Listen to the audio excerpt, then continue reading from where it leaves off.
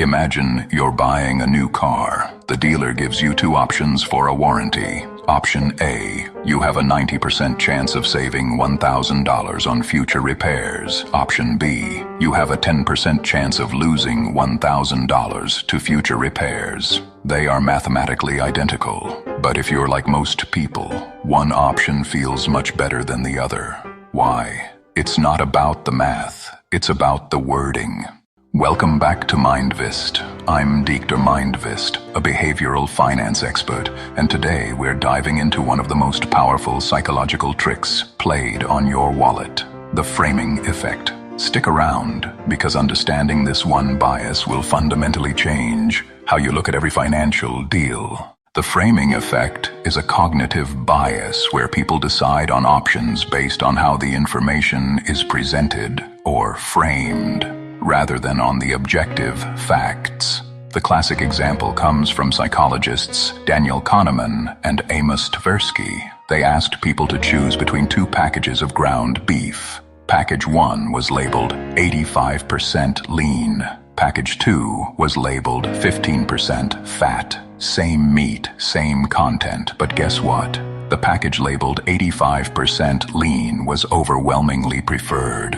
The positive frame, the gain, made the product seem superior, even though the loss frame described the exact same reality. In finance, this bias is a weapon. It's how banks, brokers, and marketers subtly steer you toward a decision that benefits them, not you.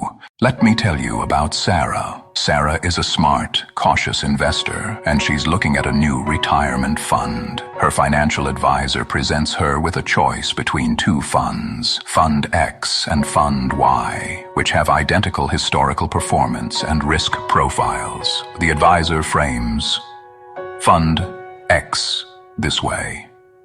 Fund X has a 95% success rate of meeting or exceeding its benchmark over the last decade. It's a solid choice for consistent growth. Sarah thinks 95% success? That sounds safe. That's a gain.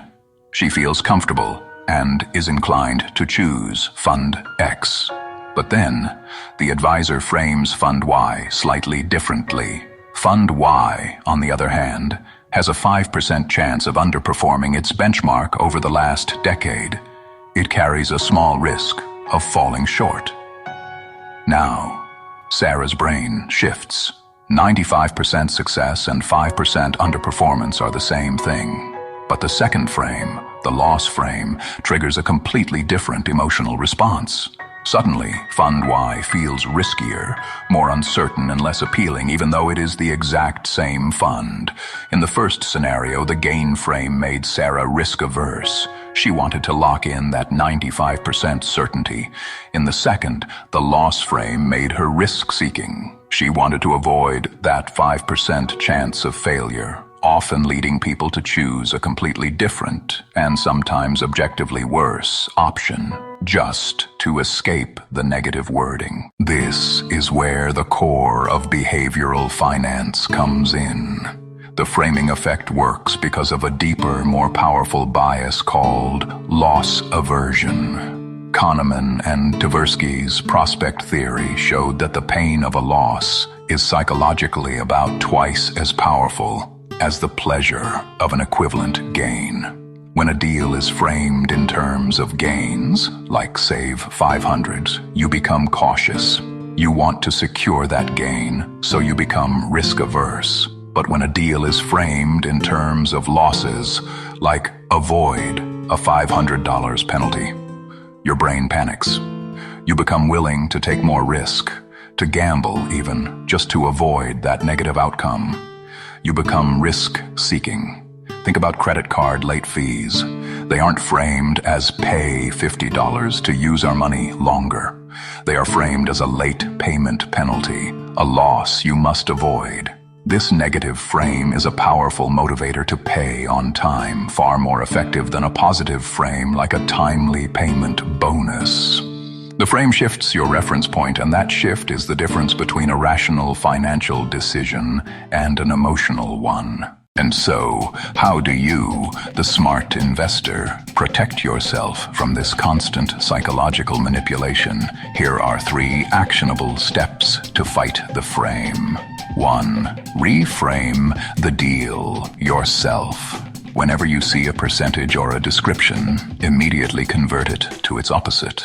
If a stock has a 70% chance of success, ask yourself, what if I look at this as a 30% chance of failure? By consciously switching the frame, you neutralize the emotional charge and force your rational brain to engage. 2. Focus on the objective bottom line.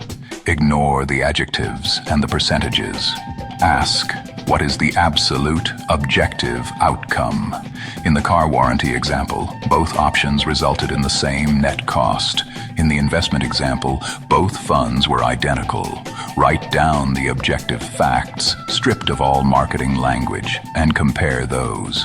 3. Use a decision checklist. For any major financial decision, a mortgage, a large investment, a new insurance policy, create a simple checklist of objective criteria before you talk to anyone.